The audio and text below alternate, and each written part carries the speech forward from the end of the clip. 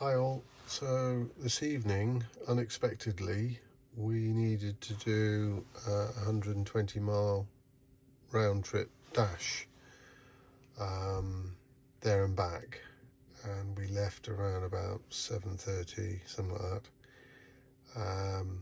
I was definitely driving at pace, so I wasn't looking at efficiency. We just needed to get somewhere, do something, deal with something, and get back. The car was not fully charged by any means, and you'll see here now that we've returned, it's already gone up a bit because I plugged it into charge straight away. I had a warning come up the moment we pulled up to say plug it in. So you can see there, we've got 9 miles charge. When we got back, it was around about 7 or 8 miles, so it was close.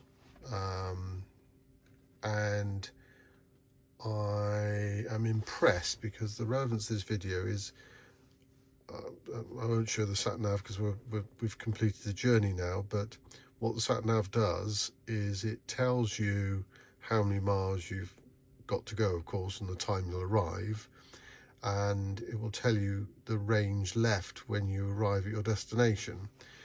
And you can look at a delta between the range left when you arrive at your destination, which is in this case home, and the actual distance left on the battery. And providing, despite the fact I was driving spirited fast, therefore I was absolutely trashing the efficiency of the vehicle, or the potential efficiency of the vehicle, because I was keeping an eye on the total range balance left to the amount of travel to get home, I knew I was within a safe margin.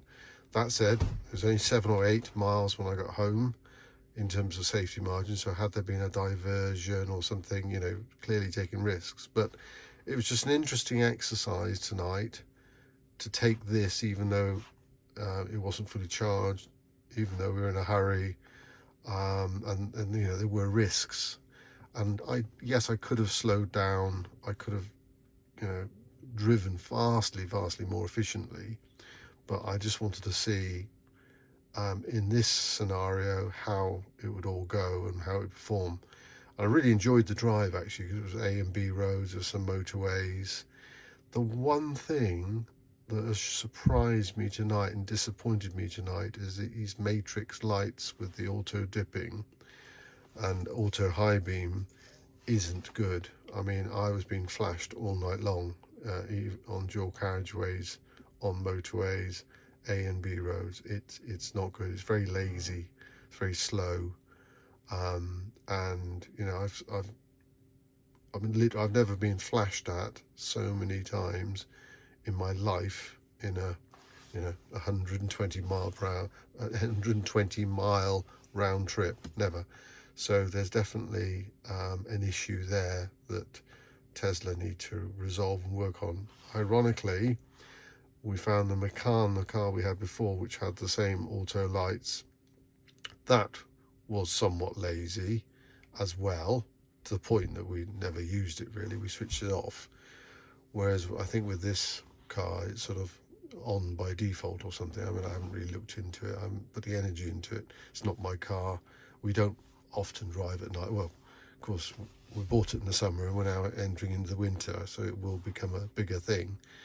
But certainly, sort of out of the box, if you don't make any change to the settings, or you don't sort of switch it off and put it to manual, if you can do that at all, it isn't good. And I've been flashed at all night long.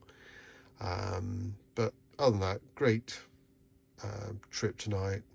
Really enjoyed sort of giving it some spirited driving in standard mode. Great fun. And yeah, there's your update. Thanks.